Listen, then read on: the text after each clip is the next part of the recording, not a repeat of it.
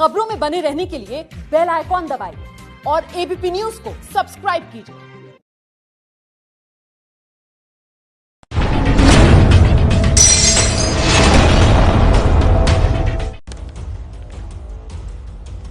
नमस्कार, आप देख रहे हैं एबीपी न्यूज। आपके साथ हूं मैं रोबिका लियाकत। 5 बज चुके हैं, यानी वक्त हो गया है सीधा सवाल करने का, वो भी आज के सबसे बड़े मसले पर, सबसे बड़ी खबर पर। बिहार के मुजफ्फरपुर में बच्चों की मौत का सिलसिला रुकने का नाम नहीं ले रहा है और ये मुझे आपको बताने की जरूरत नहीं है। आज भी 4 बच्चों की मौत हो गई है और सिर्फ श्री कृष्ण मेडिकल कॉलेज में ही अब तक 100 बच्चों की मौत हो चुकी है, सिर्फ उसी अस्पताल में। 1 दर्जन से ज्यादा बच्चों की हालत अभी नाजुक बताई जा रही है। नए नए केसेस अभी भी सामने आ रहे हैं, लेकिन कुछ लोगों को महामारी में लाइट, कैमरा और एक्शन चाहिए। हमारा मानना है कि बच्चों के इलाज में डॉक्टर्स को परेशान नहीं करना चाहिए, चाहे वो कोई भी हो, लेकिन इसके बावजूद लोग बाज नहीं आ रहे हैं। शरद यादव अपने समर्थकों के हुजूम के साथ अस्पताल पहुंच गए। भोजपुरी अभिनेता खेसारी लाल यादव फैंस के साथ अस्पताल पहुंच गए। कांग्रेस के एक प्रवक्ता हैं अजय उपाध्याय अस्पताल पहुंच गए। भीम आर्मी के कार्यकर्ताओं ने अस्पताल में हंगामा किया। आखिर ऐसे लोग हमदर्दी का दिखावा करके डॉक्टर्स को इलाज क्यों नहीं करने दे रहे हैं और ऐसे लोगों के खिलाफ सरकार एक्शन क्यों नहीं लेती है? आज सीधा सवाल इन्हीं मुद्दों पर। पहले आप ये पूरी रिपोर्ट देखिए, उसके बाद इस सवाल का जवाब तलब होगा उन सारे मेहमानों से जो हमारे साथ जुड़ गए हैं। मुजफ्फरपुर में बच्चों की मौत पर जारी है पॉलिटिकल टूरिज्म। बच्चों की जाए जान, कुछ लोग कर रहे हैं डॉक्टरों को परेशान। समर्थकों के साथ अस्पताल पहुंचे शरद यादव की सियासत।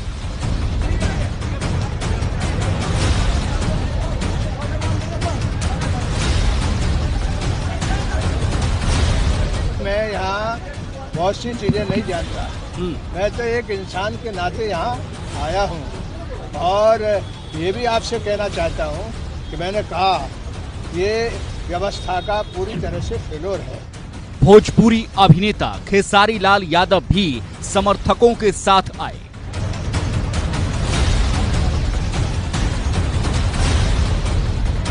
पास जो ये लोग हैं, ये लोग कौन हैं? ये लोग अंदर अस्पताल परिसर के अंदर कैसे आए?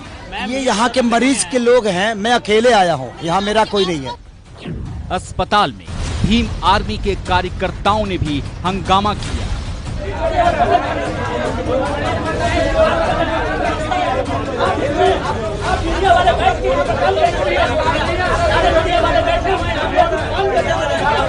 नहीं, काम करने में काफी हमको डिस्टर्बेंस हो रही है और अभी हम डीएम को बोलने जा रहे हैं, जब इस जगह पर 144 लागू है तो क्यों हमको काम नहीं करना। हंगामे के बाद पुलिस ने वार्ड में जाने पर पाबंदी लगाई। कोई भी है वार्ड के अंदर नहीं जाएगा क्योंकि भीड़ बहुत हो जाती है।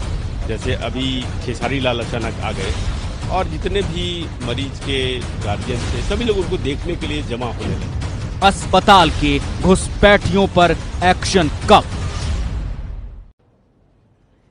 देखिए, किसी को इस बात से कोई दिक्कत नहीं है कि आप जाकर अस्पताल की उन तस्वीरों को देखें या दिखाएं या वहां के मरीजों का हालचाल जानें या वहां की स्थिति का जायजा लें। लेकिन आज जब युद्ध स्तर पर इलाज किया जा रहा है, आज जब वहां पर एक बिस्तर पर 2-2, 3-3 बच्चों का इलाज चल रहा है, पहले ही इतने सारे लोग और परिजन वहां पर मौजूद है, तो आप क्या करने जा रहे हैं? आप घाव पर नमक डालने के सिवाय और कुछ नहीं कर रहे हैं। और इसीलिए सीधा सवाल, आज बच्चों की मौत पर सियासत करने वालों पर कानूनी कार्रवाई क्यों नहीं होती है? अस्पताल जाकर हमदर्दी का दिखावा क्यों? बच्चों की बीमारी पर सियासी नफा नुकसान क्यों? इलाज से दूर होगी बीमारी या सियासी पर्यटन से? ये पॉलिटिकल टूरिज्म जो वहां पर लगा हुआ है उससे? अस्पताल मरीजों के लिए है या तमाशबीनों के लिए? ये 5 सीधे सवाल है जिनका जवाब अगले 1 घंटे में तलाशने की कोशिश होगी। जो मेहमान हमारे साथ जुड़े हैं उनका आपसे तारुफ करवा देती हूं। हमारे साथ जफर इस्लाम साहब, बीजेपी के प्रवक्ता है, बहुत बहुत स्वागत है आपका। हमारे साथ अब से कुछ ही देर में जन अधिकार पार्टी के अध्यक्ष जुड़ेंगे, पप्पू यादव। हमारे साथ अफजल अब्बास, नेता है जेडीयू के, वो भी जुड़ने वाले हैं। और मैं आपको बता दूं कि आशुतोष मिश्रा जो कि राजनीतिक एक्सपर्ट हैं, इस वक्त आपको स्क्रीन पर दिखाई दे रहे हैं। और मेरे सहयोगी प्रकाश भी आपको नजर आ रहे हैं। प्रकाश लगातार इन तस्वीरों को, उन तमाम गांवों को कवर कर रहे हैं और ये खबरें आप तक पहुंचा रहे हैं अपडेट के साथ, चाहे वो पॉलिटिकल टूरिज्म हो, चाहे वो चमकी बुखार हो, या फिर चमकी बुखार से पहले 2014 की ही बात कर लीजिए, जब ये बयान दिया जाता है डॉक्टर हर्षवर्धन की तरफ से कि हम 100 एक्स्ट्रा बेड का इंतजाम करेंगे। ये प्रकाश ही है जो खबर आप तक पहुंचा रहे थे। प्रकाश, मैं सबसे पहले आपके पास आना चाहती हूं और आज की तारीख में सवाल यह है, हो सकता है कि यहां स्टूडियो में बैठकर मेरे लिए बहुत आसान हो सवाल खड़े कर देना, लेकिन बहुत खबरें हमने भी कवर की है, बहुत से ऐसे इवेंट्स और इंसिडेंट्स हमने भी कवर किए हैं, लेकिन ऐसा लग रहा है इस मसले में कि चमकी बुखार में ये जितने भी लोग वहां पर पहुंच रहे हैं सिर्फ और सिर्फ अपने को चमकाने के लिए पहुंच रहे हैं। चमकी बुखार तो एक बहाना है। जितने भी ऐसे लोग पहुंच रहे हैं, चाहे वो नेता हों या अभिनेता हों, वो अपना चेहरा चमकाने की कोशिश कर रहे हैं। एक तरह से ये कहें कि बहती गंगा में हाथ धोने की कोशिश कर रहे हैं, क्योंकि जिस तरह से बच्चे बीमार पड़े हैं, बीमारी की वजह क्या है, इसमें किसी को दिलचस्पी नहीं है। इसमें कैसे डॉक्टर इलाज कर रहे हैं, इसमें किसी की दिलचस्पी नहीं है। सिर्फ हंगामा खड़ा करना ही एक मकसद है। इस कोई भी ये चीज़ नहीं जानना चाह रहा है, क्योंकि सारी खबरें आ रही है, अखबारों में भी आ रही हैं, टेलीविज़न पर हम लगातार दिखा रहे हैं कि कैसे इलाज हो रहा है, क्या वजह है। तो उन्हें जा करके अस्पताल में देखने की कोई आवश्यकता नहीं थी। लेकिन एक बात मैं याद दिलाना चाहूँगा कि 2014 में जिस तरह से डॉक्टर हर्षवर्धन ने ऐलान किया था, उस वक्त वो केंद्रीय स्वास्थ्य मंत्री थे, उन्होंने सीधे तौर पर कहा था कि 100 बेड के अस्पताल बनाए जाएंगे अलग से ऐसे बुखार वालों को जो चमकी बुखार से पीड़ित हों। लेकिन उन्हें 2019 में उन्हें याद नहीं रहा कि 2014 में उन्होंने क्या कहा था। सवाल ये उठता है कि आखिर ऐसे जो कुछ भी गैर जिम्मेदाराना वायदा किया जाता है और उसे पूरे करने की तो बात अलग है, उस पर दोबारा बात करने की बात भी कैसे आ जाती है सामने, और इस पर कोई सवाल नहीं उठाता है। इन सब सवालों के लिए अस्पताल जाने की कोई जरूरत नहीं। क्योंकि आप जितने भी दर्शक हमारे साथ जुड़े हैं उनको तस्वीरों में साफ नजर आ रहा है कि डिबेट में पार्टिसिपेट करने वाले वो तमाम मेहमान हमारे साथ जुड़ गए हैं। यहां मैं एक बात बहुत क्लियर कर देना चाहती हूँ, अफजल अब्बास साहब नेता हैं जेडीयू के, ये भी आपको क्लियर कर देना चाहती हूं, जेडीयू जिसकी सरकार है वो अपना प्रवक्ता तक नहीं भेजती है चमकी बुखार पर अपने बयान को रखने के लिए या अपने पक्ष को रखने के लिए, इतनी हिम्मत तक नहीं दिखा सकती है। आरजेडी विपक्ष में बड़ा हाहाकार मचाने का वादा करती है, हाहाकार मचाने का और उनको सिस्टम को जगाने की बात करती है, लेकिन जब से पता चला है कि पार्टी के अध्यक्ष तो शायद मैच देखने के लिए गए हैं, तब से अपने पार्टी के प्रवक्ताओं को भी आरजेडी ने डिबेट में हिस्सा लेने से रोक दिया है। ये तो डेमोक्रेसी है।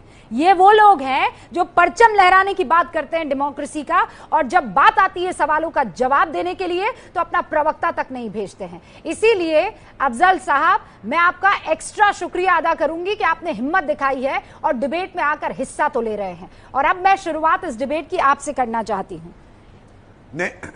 मैं नीतीश कुमार को सुशासन कुमार नहीं कहूंगी सर, मैं इसे सबसे खराब शासन की संज्ञा देना चाहती हूं, दुशासन कहना चाहती हूं और ताल ठोक के कहना चाहती हूं। इतनी भी हिम्मत नहीं है सीएम में कि ये कह सके कि साहब आई एम सॉरी, हमें जो कहना था करना था वो हम कर नहीं पाए।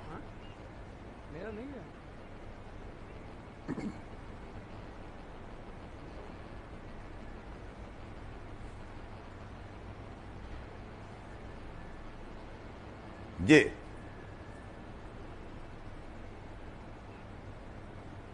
बोलिए अफजल साहब, देश सुन रहा है आपको। अच्छा जी जी, आवाज मुझे ऐसा लगा कि ऑडियो कट गया। जहां तक सवाल आप बोल रही हैं कि एक सवाल का जवाब मैं दे दूं, प्रवक्ताओं की बात आप कर रही है। मैं समझता हूं कि मेरे प्रवक्ता जा रहे थे। आज मुझे आज का पता नहीं, मुझे डॉक्टर सुनील साहब जो बिहार डॉक्टर भी हैं, वो प्रवक्ता हैं, वो कई चैनलों पे गए हैं। अब पता नहीं आपको कहां से खबर मिली कि रोक दिया गया है। मुझे खबर नहीं सर, मैं कहीं से खबर लेकर नहीं आती हूं। मेरा काम ही खबर देना है, मेरा पेशा है खबर देना, तो मैं खबर देती हूँ, लाती नहीं हूँ। और खबर जब मैं दे रही हूँ तो पर्सनली मेरी टीम में बातचीत की, 4 बजे डिबेट था, उसमें मना कर दिया राजीव रंजन ने। आप 4 बजे भी डिबेट में बैठे थे, इसलिए बैठे थे क्योंकि जेडीयू इतना हिम्मत नहीं कर पा रही है कि अपने प्रवक्ताओं को भेजे। दुनिया भर के सारे टॉपिक पर ये अपने प्रवक्ताओं को भेजेगी, लेकिन जहां उसकी जिम्मेदारी आती है वहां प्रवक्ता तक नहीं दिखते हैं खिड़की में। और इसीलिए मैं आपकी तारीफ कर रही हूँ, इसीलिए तारीफ कर रही हूँ कि आपने हिम्मत तो दिखाई आने की। नहीं तारीफ मत कीजिए, नहीं तारीफ नहीं, मैं तो लगातार 5 दिनों से मैं जा रहा हूँ और ईमानदारी से मैं अपनी पार्टी का पक्ष देता हूँ, बिहार का हूँ। मुझे दर्द है रूबिका जी, उन माओ की गोद सुनी होगी, मुझे दर्द है। और जहां तक सुशासन बाबू की बात कर रही है, माननीय मुख्यमंत्री को सुशासन बाबू का अपना तगमा और जो टैग आप लोगों ने दिया था, और वो तो है भी सुशासन के लायक, सुशासन बाबू है। हाँ, ये घटनाएं घटती वाकई दर्दनाक है, झूठे हैं, बिल्कुल दर्दनाक है। आपको बच्चों की, आपके स्वास्थ्य मंत्रियों को, स्वास्थ्य मंत्री को विकेट कितने हुए ये जानना है, आंकड़ा क्या हुआ है ये जानना है, स्कोर क्या हुआ है ये जानना है। आपको शर्मिंदा होना चाहिए, आपकी पार्टी को सरकार से इस्तीफा दे देना चाहिए। मेरी पार्टी सरकार इस्तीफा देना सोल्यूशन नहीं है, रेमेडीज आप लाना पड़ेगा। इसका इलाज क्या है, उसकी कोई सोल्यूशन नहीं है। मैं बताती हूँ, सोल्यूशन कोई और आके करेगा, आपके बस का काम रहा नहीं अब। और इसीलिए बहुत बहुत साफ गोई से मैं कह रही हूं, आप सिस्टम को नहीं चला सकते हैं। ये बरसों की बात हो गई है, ये कल की बात नहीं है। 20 साल हो गए हैं, इस बुखार के बारे में पता तक आप नहीं लगा पाए हैं। पप्पू यादव जी, मैं जरा दर्शकों को ये बता दूं कि आज पप्पू यादव यहां पर क्यों बैठे हैं। जब 10-12 बच्चों की मौत हुई थी, रुक जाइए अफजल साहब, रुकिए आप, उसी अस्पताल में, श्री कृष्ण मेडिकल हॉस्पिटल में जब 10 और 12 बच्चों की मौत हुई थी, किसी को पता भी नहीं था, किसी को नहीं मालूम था, सब अपने अपने काम में बड़ा व्यस्त थे। आज जा रहे हैं चमकाने के लिए अपने चेहरों को। पप्पू यादव तब उस अस्पताल में गए थे और मुझे अच्छे से याद है। थैंक्स पप्पू यादव कि उस वक्त आप गए, लोगों को उस वक्त रोकने की कोशिश की, समझाने की कोशिश की, लेकिन यह काम सरकार का था और ठीक से कर नहीं पाई वो।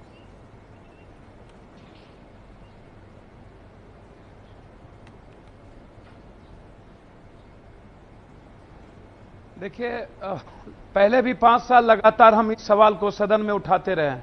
2014 में भी हम मंत्री के साथ गए थे और उसके बाद लगातार 364, 164, 90, फिर 65, फिर 30, हर साल हम वहां जाकर के प्रयास किए कि सोई भी सरकार, बहरी और गूंगी सरकार, हमाम में सब नंगे, हर डाल पर उल्लू बैठा, अंजामे गुलिस्ता क्या होगा।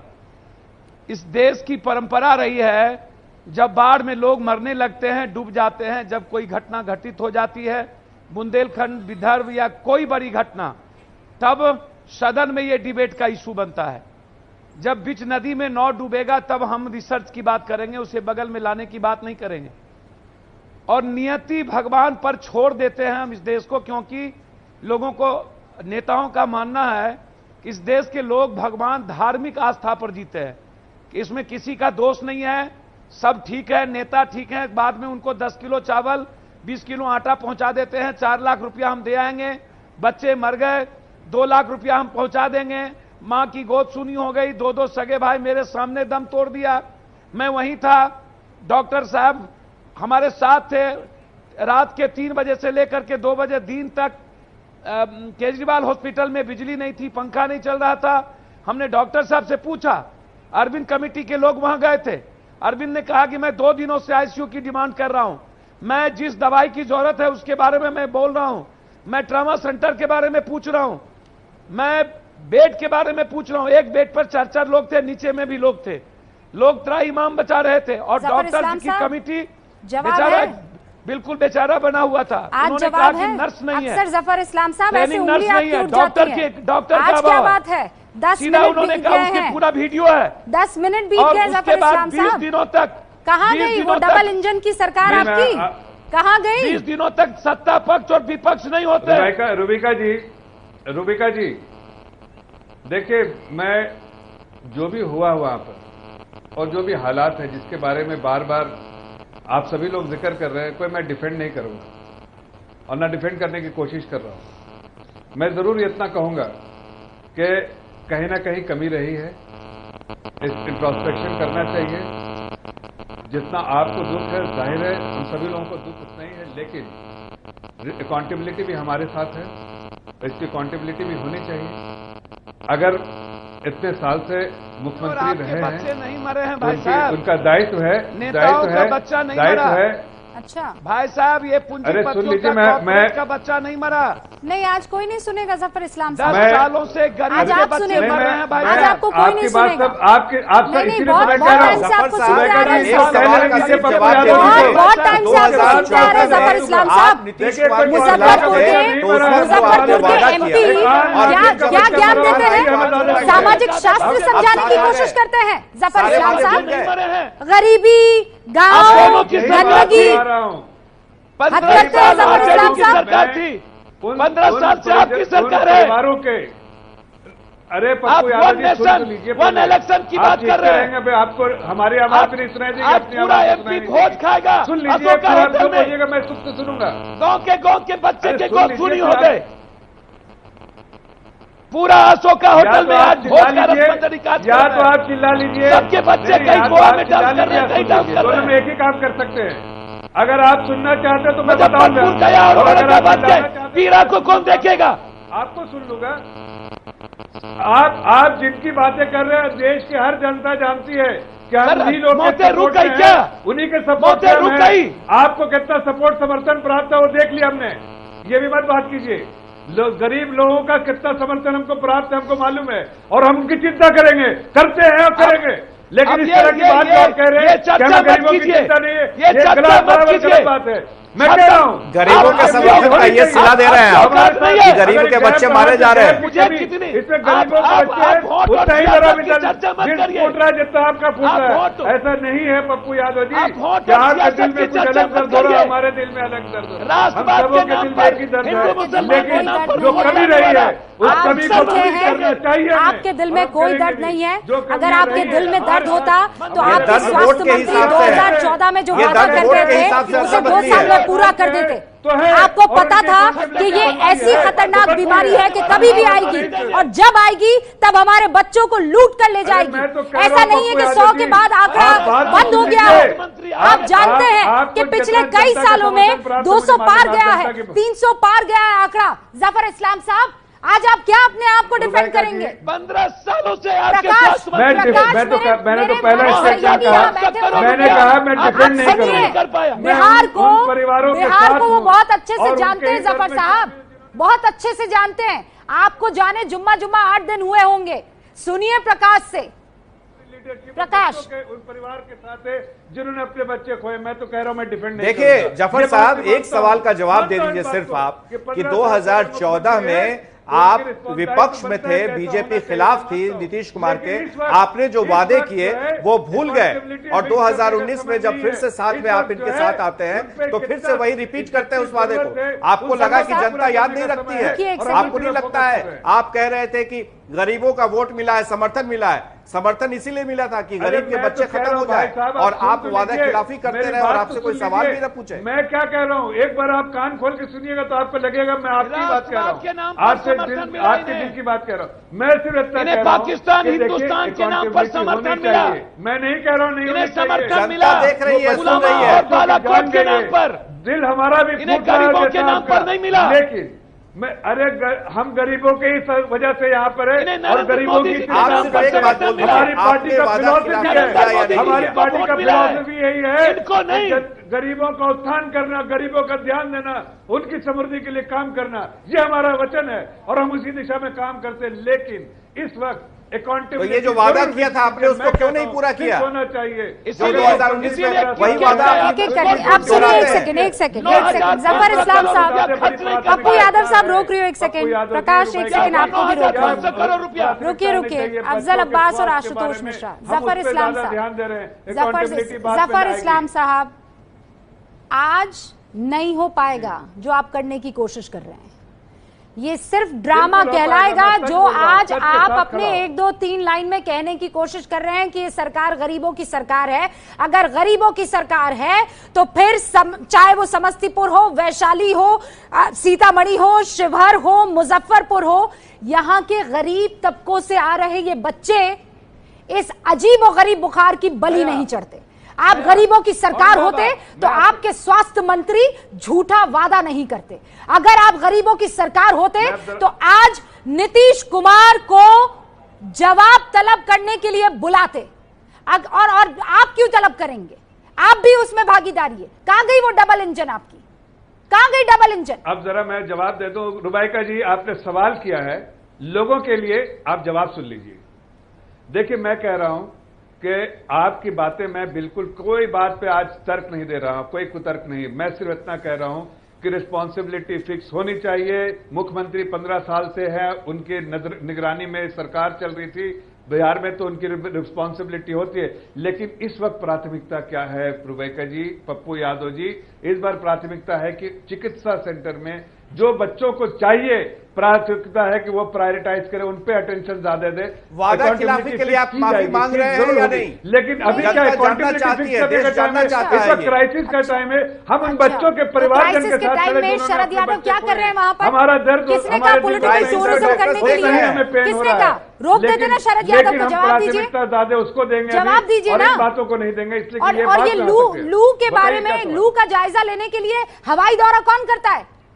नीतीश कुमार हवाई दौरा कर रहे हैं। हालांकि बाद में रद्द करने की बात करें अफजल अब्बास। आइए जरा डिबेट में बताइए, हेलीकॉप्टर में सफर करके कौन पता लगाता है लू के बारे में? और ये जितने सफर कर रहे थे, जायजा ले रहे थे आपके मुख्यमंत्री साहेब, ये पहले ले लेते, चले जाते इन सारे के सारे कॉन्स्टिट्यूएंसीज में, उन लोगों की पड़ताल जो अब आप लोग करवा रहे हैं पहले करवा देते।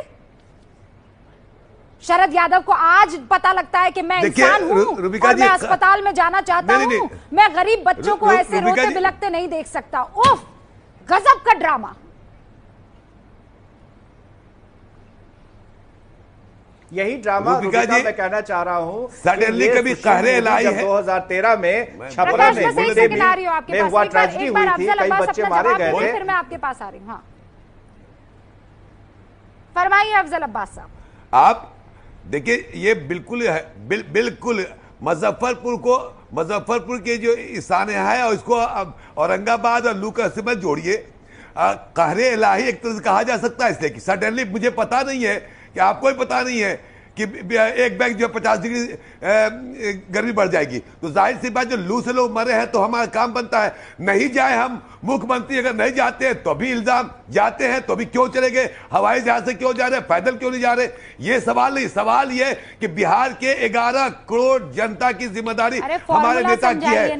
हमारी जो कमियां हैं मैं चैलेंज करता हूं, मेरी जो कमियां हैं उसको दूर करेंगे और इसको। अरे डॉक्टरों के साथ मीटिंग कर लेते हैं, ये चैलेंज जहां तक रूबिका जी 30 सेकंड और रूबिका जी, मैं केंद्र सरकार बड़ी दिल की गहराइयों से ये बात बोल रहा हूं कि केंद्र सरकार और बिहार सरकार दोनों मिलके ये बच्चे जो मर रहे हैं जिस बीमारी से, उसके इलाज के लिए वैसे ही अभियान छेड़ना चाहिए जैसे पोलियो को हिंदुस्तान से भगाया गया। ये हम सब के लिए चैलेंज है और इस चैलेंज को हम लोग को स्वीकार करना चाहिए। जफर इस्लाम साहब बैठे हुए, मैं इनसे भी आग्रह कर रहा हूं और इस पे सियासत जो लोग कर रहे हैं, आप बताइए। आप सुनिए, ये मैं अपने दर्शकों को बताना चाहती हूं कि दिल की गहराइयों से जेडीयू का एक समर्थक, जेडीयू का एक सीनियर लीडर कैसे देश के सामने झूठ बोलता है। दिल की गहराइयों से आप झूठ बोल रहे हैं। आपकी बदनीयती थी, अगर आप चाहते तो ये काम बहुत पहले खत्म कर सकते थे और मैं प्रूफ के साथ आपको बताती हूं कि कैसे आप लोग इस काम को खत्म कर सकते थे। And you miserably failed. आप हैं मौत के जिम्मेदार इन सारे बच्चों के, इन मासूम बच्चों के। सुन लीजिए, आप भी और जेडीयू के वो तमाम नेता, जेडीयू की सरकार, बीजेपी की सरकार। और अब मैं प्रूफ देती हूं, कायदे से सुनिए। समस्तीपुर में रामचंद्र पासवान के भाई हैं, रामचंद्र पासवान है रामविलास पासवान के भाई। 2014 से वो है। क्या किया उन्होंने? आपके साथ ही हैं। क्या किया उन्होंने इस बुखार और इस बीमारी के बारे में बताने के लिए? कितनी बार उन लोगों के बीच में गए हैं? चलिए समस्तीपुर से आगे बढ़िए। वैशाली, वीणा देवी गई कभी? पता लगाया कुछ उन्होंने? आगे आइए, सीतामढ़ी जेडीयू, आपके सुनील कुमार पिंटू कब से सांसद है, क्या किया उन्होंने अपने कॉन्स्टिट्यूएंसी के लिए? आगे आइए, शिवहर बीजेपी, रमा देवी आपकी है प्रवक्ता जो बीजेपी के बैठे हुए जफर इस्लाम साहब। मुजफ्फरपुर में अजय निषाद क्या ज्ञान देते हैं और कब से हैं मुजफ्फरपुर में? वो उनके बाप दादा इस कॉन्स्टिट्यूएंसी को चला रहे हैं, 96-98 से चला रहे हैं। क्या किया उन्होंने मुजफ्फरपुर के इस गरीब जनता के लिए? ज्ञान देते हैं, समाज शास्त्र समझाते हैं कि गांव गरीबी और गंदगी की वजह से ये बुखार आ रहा है और गर्मी की वजह से बुखार आ रहा है। शर्म आती है सर, ये कॉन्स्टिट्यूएंसीज आपकी है, क्या किया आपने बताइए मुझे। पप्पू यादव बेवकूफ बनाते हैं ये जनता को, दिल की गहराइयों से बता रहे हैं कि हम गरीब जनता के लिए क्या कुछ करना चाहते हैं। देखिए रूबिका जी, रुकिए सर, पप्पू यादव पहले बोलेंगे, फिर मैं आपके पास आऊंगी। पप्पू यादव पहले बोलेंगे। इनसे एक बात से सवाल पूछिए कि मैडम इनसे पूछिए कि 9,500 करोड़ रुपया जो बजट था स्वास्थ्य का, उन्होंने 1 रुपया खर्च क्यों नहीं किया? वो पैसे कहां गए? 15 सालों में 2 साल आरजेडी सरकार में थी और 13 साल ये थे। 13 साल में बीजेपी लगातार स्वास्थ्य मंत्री थे, आज भी हैं, पहले भी राय साहब थे, शर्मा जी थे, अनंत किशोर यादव थे, अन्य लोग थे। और ये 12-13 सालों के अंदर इनसे पूछिए क्या नर्स की बहाली नहीं हुई, क्या ट्रेनिंग सेंटर नहीं है, रिसर्च का क्या हुआ? इनसे पूछिए कि क्या ये परसों जो मुख्यमंत्री जी या मुख्यमंत्री बोल रहे थे ये डिजास्टर है और उन्होंने कहा जागरूकता नहीं कर पाए। इनके प्राइमरी हेल्थ सेंटर्स का हाल भी लेकर बैठी हूं, जागरूकता में नहीं जा पाए। इनसे पूछिए हो जाएंगे 103 प्राइमरी हेल्थ सेंटर्स हैं, उसमें से 98 जो मुजफ्फरपुर डिस्ट्रिक्ट में है, आज जो उनकी तो मिनिमम रिक्वायरमेंट भी पूरी नहीं है। बेशर्मी की पराकाष्ठा। इलेक्शन की जो बात है, ये 1 नेशन 1 हेल्थ क्यों नहीं, 1 नेशन 1 एजुकेशन क्यों नहीं? जफर इस्लाम जवाब दीजिए। 1000 करोड़ का योगा होगा, देखिए, लेकिन बिहार के बारे में आज तक ट्वीट क्यों नहीं हुआ? गुजरात के बारे में ट्वीट हुआ, बिहार के बारे में ट्वीट क्यों नहीं हुआ? मैं जवाब देता हूं। देखिए पप्पू जी, मैं बिहार पर एक बार गहरी चिंता कर लीजिए ना, सारे वोट तो आपको ही मिले। आप भी बिहार के, मैं भी बिहार का ही हूं। हम 5 बार एमपी, सुन लीजिए पप्पू जी सही। अरे आप सुन लीजिए, आप बिहार के हैं, मैं भी बिहार का हूं, जनता जाने और यहाँ पर क्यों मार दिया? और भी लोग बिहार के हैं, हमें भी जमीनी हालत मालूम है, आपको भी जमीनी हालत मालूम है। सुन लीजिए, अभी बोलते रहिएगा कि सुनिएगा भी। सुनिए पप्पू यादव, अरे कौन जिम्मेदारी से भाग रहा है? मैं तो कह रहा हूं सफाई देते सुननी चाहिए, पूरे देश को सुनना चाहिए। मैं डिफेंड कर ही नहीं रहा हूं, बताइए सर, बताइए। मैं डिफेंड कर ही नहीं रहा हूं। अगर कमी है, मैं तो कह रहा हूं कि अगर कमी है, मुख्यमंत्री से अगर आपने सवाल पूछा है, कमी है तो मुख्यमंत्री जरूर इसकी जवाब देंगे, अकाउंटेबिलिटी होनी चाहिए। मैं कहां डिफेंड कर रहा हूं? इसलिए नहीं कर रहा हूं कि हम अभी, मेरी प्राथमिकता, मेरे पार्टी की प्राथमिकता, इसलिए हमने दिल्ली से बड़े बड़े अस्पतालों से डॉक्टर्स को भेजा है, हमने मिनिस्ट्री से ऑफिशियल्स को भेजा है, हमने जितना सपोर्ट स्टाफ भेजा है, नर्सेज भेजे हैं, दवाइयां भेजी हैं। अच्छा। इसलिए कि हमारी प्राथमिकता 4 सालों आपकी बातों में, जफर इस्लाम साहब, आपके क्रिमिनल के बारे में, बल्कि बच्चों के बारे में, भेजी, दवाइयां भेजी, एहसान किया आपने जफर इस्लाम साहब, एहसान किया आपने। 5 सालों में 100 बेड तो आप पहुंचा नहीं पाए। 5 सालों में शायद वो 100 बेड पहुंचा दिए होते ना, तो आज यहाँ बैठकर आपको अपनी सफाई नहीं देनी पड़ती। 40 बेड के बहुत सारे माफी चाहती हूँ, 24 मिनट बीत गए, आपके पास नहीं आ पाई हूँ, लेकिन अब जरा आपका रुख कर देते हैं। बताइए सर, बताइए। देखिए, आपकी पूरी बहस में सुन रहा था, तो इसमें हम लोग लगातार नीतीश कुमार को क्रिटिसाइज कर रहे हैं। इसमें 2 चीजें ध्यान रखने की। एक तो आपने उठा दी पहले कि वो तेराई का रीजन है और वहाँ पे ये जो ब्रेन फीवर है, ये केवल बिहारी नहीं, यूपी में भी होता है और बहुत सालों से हो रहा है। और ये जैसे आपने बाकी खुलासे तो कर ही दिए कि कैसे हर्षवर्धन साहब ने कहा था। एक चीज जो ध्यान देने वाली है कि प्रधानमंत्री जी का जो फेवरेट प्रोग्राम है आयुष्मान भारत, आयुष्मान भारत में जो लेटेस्ट बजट आया है, उसमें उसके जो बजट उसको अलॉट हुआ है वो 166% बढ़ा दिया गया है। जबकि नॉन कम्युनिकेबल डिजीजेस जो होती हैं, जिसमें कि ये अखबारों ये इस तरह की बीमारियों का टीकाकरण वगैरह आ जाता है, उसका बजट 1000 करोड़ से घटा के 700 करोड़ के आसपास कर दिया गया है। तो ये जो बीमारियां हैं, इन पे ध्यान केंद्रीय सरकार भी कम दे रही है। केंद्र सरकार का जो आयुष्मान भारत है, उसमें प्राइवेट हॉस्पिटल्स को ज्यादा जो है ध्यान है। उसमें प्राइवेट हॉस्पिटल्स को जो है बिल्डिंग बनाने के लिए 40% तक फंड आयुष्मान भारत के उससे देने का इलाज है। तो ये आपने एक बहुत अच्छी बात बताई है कि प्राइमरी हेल्थ सेंटर्स, जब तक प्राइमरी हेल्थ सेंटर्स पे जो है ध्यान नहीं दिया जाएगा, टीकाकरण पे ध्यान नहीं दिया जाएगा, ये बच्चे ऐसे ही हर साल मरते रहेंगे और यहाँ पे नेता लोग जाके घड़ियाली आंसू बहाते हैं। मैं जवाब देता हूँ। देखिए रुबाइका जी, जहां तक बजटरी एलोकेशन का सवाल है, हमारा बजट जो है 2018-19 से बढ़ा है और 11.2% बढ़ा, 47,000 से 52,000 करोड़ जो है हमारा बजट बढ़ा है। हमें allocation, budgetary allocation overall medical health के लिए जो ओवरऑल बजट है उसमें 11.2% है। सुन लीजिए, अब बात ही कि हॉस्पिटलाइजेशन एक बहुत बड़ी, जिसमें 26 लाख लोग आज तक बेनिफिशियरी रहे हैं और कितने लोगों को उसका फायदा हुआ वो आप एक्नॉलेज। हमने गांव-गांव तक प्राइमरी सेंटर में पहुंचा, कमियां हैं, मैं मानता हूं उसको कमियां हों ये और उस कमियों को दूर करना है। 103 में से लेकिन वो इस वक्त हम जो आप लेके पटारा आपके प्राइमरी हेल्थ केयर पॉलिटिशियन होते हैं, कुछ कमियां का क्या मतलब होता है? 103 प्राइमरी हेल्थ केयर सेंटर में से 98 आपके हेल्थ केयर सेंटर्स ताला जड़ देने लायक है। वहां पर जानवर भी जाना पसंद नहीं करेगा। 103 में से 98, मैं मुजफ्फरपुर की बात कर रही हूं। वहां की पॉपुलेशन के हिसाब से कम आपके पास 43 कम्युनिटी हेल्थ सेंटर्स होने चाहिए थे और आपके पास तमीज वाले, जहां सच में कोई जाकर अपना इलाज करवा सके, ऐसे महज 5 से 10 हेल्थ सेंटर्स हैं 103 में से। कहां जाएंगे सर ये बच्चे? मासूम बच्चे, रात को खाने को नसीब नहीं हो रहा। जफर साहब बिल्कुल दुरुस्त है, मैं और आप तो अभी नाश्ता करके अच्छा बढ़िया खाना खाकर एक बढ़िया कप कॉफी पीकर बैठ के यहाँ चर्चा कर रहे हैं। सोचिए ना सर, भूखे पेट कोई मासूम बच्चा लीची खा रहा है।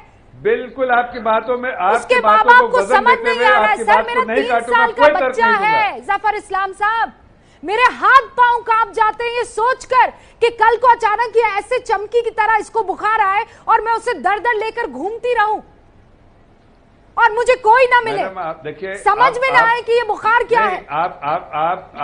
आपकी बात देखिए, आप अपनी बात छोड़ दीजिए, लेकिन चूंकि हम लोग गांव देहात से आते हैं, गांव देहात में रहे हुए हैं, हम लोग को पता है गांव की हालत मालूम है, इसलिए मैं कह सकता हूं कि आपकी गरीब माँ के जूते में अपना पैर रख रही हूं। और मैं आपकी बात का तर्क नहीं दूंगा, कोई काट नहीं मैं सिर्फ एक गरीब माँ के पैर में अपना जूते में अपना पैर रख रही हूं। बिल्कुल ध्यान देना चाहिए और उसको प्राथमिकता देना चाहिए। मैं देना चाहिए का क्या मतलब है? मान रहा हूँ, देना चाहिए का क्या मतलब है? मुझे जवाब दीजिए, दिया क्यों? मैं जवाब दे रहा हूँ, सुन लीजिए जवाब आपने पूछा। मैं कह रहा हूं कि आपने जो अटेंशन, जो जिस चीजों पर अटेंशन दिया उस पर बिल्कुल अटेंशन होना चाहिए, लेकिन मेरी सिर्फ इतनी इल्तजा आपसे और इतना सबमिशन है आपको, आप लोग जब विपक्ष में रहते हैं, इस वक्त जो सिर्फ प्राथमिकता होनी चाहिए बच्चों के इलाज से जाते हैं कि पत्रकार भी ना पहुंच मैं डिफेंड नहीं कर सकता हूं। बहुत कमियां रह गई हैं, उन कमियों को हम पूरा नहीं कर पाए हैं। एक काम करिए, रुकिए ना जफर साहब, रुकिए एक सेकंड।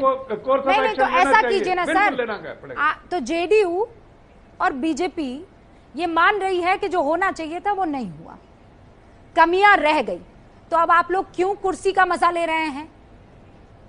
खत्म कीजिए, आपके बस का नहीं है, आप इन बच्चों को नहीं बचा पाए, इनकी मौत की जिम्मेदारी लीजिए और उस कुर्सी को छोड़िए, मॉरल रिस्पॉन्सिबिलिटी लीजिए। देखिए रुबाइका जी, इस वक्त जो है आपका भी जो, देखिए मैं आपसे 2 आग्रह करूंगा।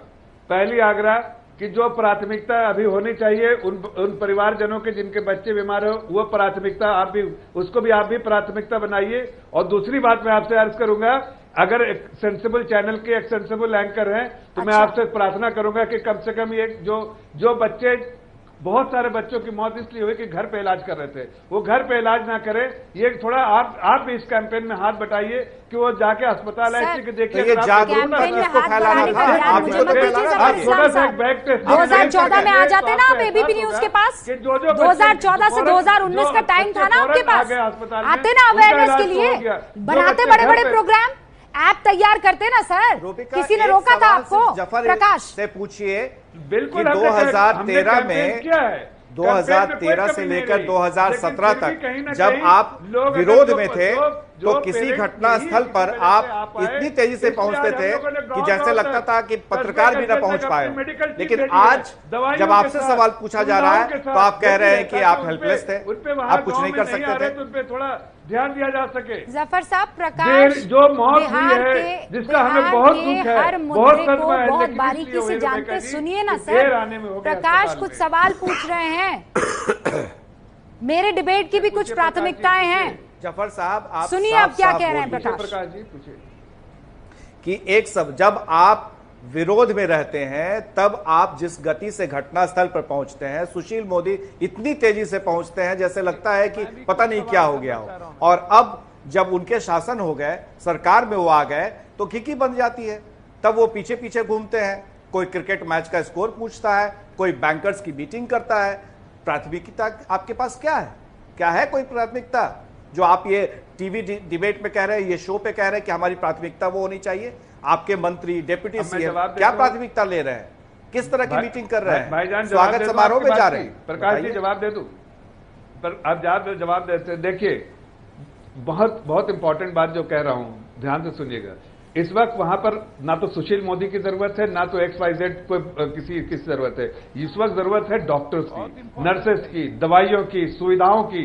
हम वो इकट्ठा कर रहे हैं। उनका वहां आना जरूरी नहीं है, लेकिन हाँ डॉक्टर का आना जरूरी है। हम डॉक्टर को वहां लेडी हार्डिंग कॉलेज से, हमने सफदरजंग हॉस्पिटल से, हमने बड़े बड़े दिल्ली के हॉस्पिटल से डॉक्टर को रवाना करते जा रहे हैं। और वहां पर वो चीज इंतजाम कर रहे हैं जिसकी जरूरत है। पिछले 32 मिनट में ये महज 6 लाइनें हैं, कोई बड़ा आदमी आए नहीं, 6 लाइनें हैं जिसको आपने अपनी शील्ड की तरह इस्तेमाल कर दिया है।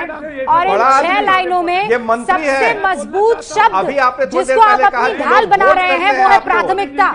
अरे इस प्राथमिकता के चक्कर में आप डूब जाएंगे सर।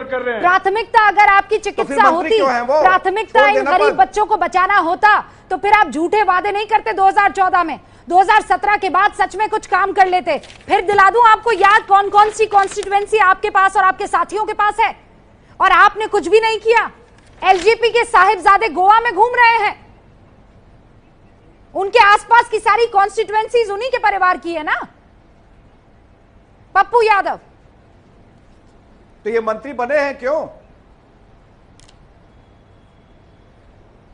मैडम इनसे पूछिए मैडम कि 15 सालों में x ray machine, ultrasound, CT scan, दवाई, इनसे पूछिए टेक्नीशियन, इनसे पूछिए लैब, इनसे पूछिए ICU, इनसे पूछिए 2 डॉक्टर। अभी जो 350 लोग मरे हैं लू में, जिसके बारे में अभी चर्चा हो रही थी, मैं परसों मुझको लू लग गया में, मेरे सामने में 11 आदमी मरे। मां 2 डॉक्टर थे, 1 नर्स थे। मंत्री के जाने के बाद 3 टैंकर पानी आया, मंत्री गए तो तीनों टैंकर पानी चला गया, वो भी टैंकर गर्मी में। 10 कूलर आए, 10 कूलर में 2 कूलर रखा गया, 8 कूलर लौटा दिया गया। बर्फ नहीं मिल रहा था, और इंसुलिन जो है पानी चढ़ने वाला वो खुद पेशेंट लगा रहे थे, नर्स नहीं थे। उसका वीडियो मैंने वायरल किया है। यह स्थिति थी, और एक भी प्राथमिक स्वास्थ्य केंद्र में नर्स नहीं है। आपने सही कहा, 103 में 98 जानवर से बदतर स्थिति है। 15 साल ये और 15 साल वो, 2 सरकार, और ये 15 सालों में 13 साल इनके मंत्री, 9,500 करोड़ रुपया बंदर बांट। इनकी प्राथमिकता ये नहीं है, इनकी प्राथमिकता है सियासत, इनकी प्राथमिकता है वोट, इनकी प्राथमिकता है सोशल इंजीनियरिंग, इनकी प्राथमिकता है जोगा। 1 नेशन 1 हेल्थ नहीं, 1 एजुकेशन नहीं। सबसे दुनिया का सबसे कम बजट है हमारे स्वास्थ्य पर। जफर साहब 5 बार गिरा हूं सदन में, यह सवाल उठाते हैं। आज कुछ जवाब नहीं दे पा रहे हैं, कब मिला? जुबान पर आपके ताले लग गए हैं। इनसे पूछिए कोई ताला नहीं लगा है, मैं बताता हूं। नहीं, जरा पप्पू यादव जी पार्लियामेंटेरियन रहे हैं, नहीं सुन लीजिए, बात करते हैं, मैं आपके चुप होने का इंतजार करता हूँ ताकि आप सुन पाइए, लेकिन जब आप बोलते हैं तो आप सुनते नहीं, आपको वो ये सुनते नहीं, आपको सुनाना चाहता हूँ मैं। इंजॉय करते हैं ये लोग, मौत के सौदागर है ये लोग। महाराज सुनिए तो सही, मौत के साथ महाराज सुनिए तो सही। गाँव में अगर आपके इतनी प्रशंसा लोग करते हैं जो आप यहाँ पे चिक चिक के कह रहे हैं, वहीं से आप बहुत बार रहे हैं। अपने गांव का जरा दौरा करके दूसरे को आईना दिखाने से पहले अपने को आईना दिखाइए, गांव में जाके देखिए आपने क्या काम किया है, सब मुझे मालूम है। कोई गांव भी आप ही के प्रदेश में आता है जहाँ एनडीए का शासन है, जहाँ बीजेपी और जेडीयू के लोग हैं, उनका भी गांव आता है। अगर उनके गांव खराब है तो इसके लिए आप जिम्मेदार हैं। आपको यहाँ राजनीति करनी है, उनके नाम राजनीति मत कीजिए। जफर इस्लाम साहब, राजनीति कहाँ से हो रही है इसमें? वो बच्चों के मरने की बात कर रहे हैं, राजनीति तो आप कर रहे हैं। 303 का घमंड तो आपके चेहरे से और आपकी बातों से झलक रहा है। जफर इस्लाम साहब कहाँ लेकर जाएंगे? आज मिली है 303 सीटें, कल को यही जनता आपको फर्श पर ला कर रख देगी। याद रखिए, सवालों का जवाब अगर आप इस तरीके से घमंड में डूबे रहेंगे तो क्या मतलब है? कोई घमंड नहीं। मैं उनकी जो कॉन्स्टिट्यूएंसी रही है, अगर मधेपुरा उनकी कॉन्स्टिट्यूएंसी रही है तो वो बिहार में नहीं आती। पप्पू यादव जी, बिहार में आपकी सरकार नहीं है। आप पार्लियामेंटेरियन रहे हैं, आपने सुन लीजिए एक मिनट, पार्लियामेंटेरियन रहे हैं, आपने बजट का जिस तरह से आपने ब्यौरा दिया, आपको पूरे हिंदुस्तान के बजट के बारे में तो मालूम होगा ही। मुझे उम्मीद है कि आपको मालूम हो जाएगा।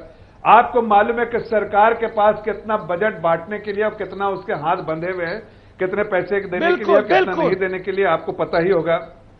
नहीं तो इसलिए आप जब आप ऐसे पार्लियामेंटेरियन होने के बावजूद इस तरह की बात करते हैं तो आपको एक आम नागरिक बोलते हैं, मुझे समझ में आता है, एक आपके जैसा पार्लियामेंटेरियन लॉ मेकर जिसके पास इंफॉर्मेशन है और वो फिर गलत बयानी से काम ले, वो सही नहीं। ये देखिए, आप राजनीति कीजिए, मुझे कोई दिक्कत नहीं, लेकिन आज राजनीति मत कीजिए। मैं सिर्फ इतना आपसे प्रार्थना कर रहा हूं, आज आप हमारे साथ हाथ बांट के एक अच्छे लॉ मेकर, मैं राजनीति नहीं करता हूं जनाब जफर भाई, पॉलिटिशियन की तरह आप लोगों का क्रिटिसाइज बात में राजनीति आखिर में मेरे पास आखिर में जफर इस्लाम साहब प्राथमिकता करते करते 38 मिनट बीत गए हैं। प्राथमिकता की आड़ में आपने अपने आप को बहुत बचाने की कोशिश की है। मैं बार बार ये कह रही हूं कि अगर सच में स्वास्थ्य बिहार का प्राथमिकता आपकी होती तो आज यहाँ बैठकर आपको गरीब लोग हमारे साथ है ये सारी दुहाई नहीं देना पड़ती। अब मुझे ये बताइए, आखिर में जाते जाते आप नीतीश कुमार से जवाब लेंगे? आप लोग कोई ऐसा कदम उठाएंगे जिससे जनता में आप लोगों का विश्वास कायम हो? मुझे नहीं लगता है। बगैर इस्तीफे के आप ये विश्वास जता ही नहीं सकते हैं। आपसे जवाब ले लीजिए रुबैका जी, वादा करते हैं भूल जाते हैं, फिर जुमला करार देते हैं। सिंसियरिटी से जवाब दे रहा हूं, सिंसियरिटी से जवाब दे रहा हूं कि देखिए, इसकी अकाउंटेबिलिटी होनी चाहिए और जरूर होगी। मैं आपके सवालों का बिल्कुल सीधा जवाब दे रहा हूं, अकाउंटेबिलिटी होनी चाहिए, जरूर होनी चाहिए, इसलिए कि हमारी पार्टी, हमारे लीडर्स, हमारे पूरी लीडरशिप उन परिवारजनों के साथ खड़े हुए जिन्होंने अपने मासूम बच्चे को खोया है, और इसकी अकाउंटेबिलिटी होगी और जरूर होगी। अकाउंटेबिलिटी होगी। अफजल अब्बास साहब, इसकी अकाउंटेबिलिटी कौन लेगा? आपके मुंह से मासूम शब्द ठीक नहीं लगता है जी। नीतीश कुमार को इस्तीफा दे देना चाहिए। कुछ कमियां हैं तो अगर वो अपने को नहीं बचा पा रहे हैं तो अपनी कुर्सी बचाने का भी उनको कोई हक नहीं है। आपके बारे में बहुत कुछ जानता हूँ ना। कुर्सी सवाल का जवाब मैडम ले लीजिए पहले, और तो बोले क्या बोलूं मैं। बिल्कुल हमारी जिम्मेदारी है, और ये जिम्मेदारी क्या है, नतीजा ये है कि जो माननीय मुख्यमंत्री ने मुजफ्फरपुर में 900 बेड बनाने का और 100 आईसीयू बनाने का वादा किया, मैं यकीन के साथ, मैं 10 साल से करीब जानता हूं वो पूरा होगा, और 10 साल के अगले साल 2020 में देखिए क्या 900 बेड मुजफ्फरपुर बनेगा और आईसीयू बनेगा इंशाल्लाह। अल्लाह ने, हम दुआ भी करते हैं, और सब मिलजुल को राजनीति नहीं करना चाहिए, सब लोग मिलजुल के इस मसले का हल करना, और इसको चैलेंज के तौर पर लेके हमें करना पड़ेगा। इतनी मोहब्बत, उस नेता से इतनी मोहब्बत मत कीजिए जो अपनी जनता से मोहब्बत ना करे। वादा किया था, उन्होंने वादा किया 600 डॉक्टर्स चाहिए थे कम्युनिटी हेल्थ सेंटर में, और अभी 82 डॉक्टर्स हैं। वेकेंट पड़ी हुई है 512 कुर्सियां। आपके मुख्यमंत्री को पता तक नहीं है, और जब पूछने जाओ तो ऐसे खामोश हो जाते हैं जैसे मौन व्रत धारण कर लिया है क्या उनके पास? अब किस बारे में आप जानकारी देंगे? बहुत बहुत शुक्रिया आप सभी का हमारे साथ जुड़ने के लिए।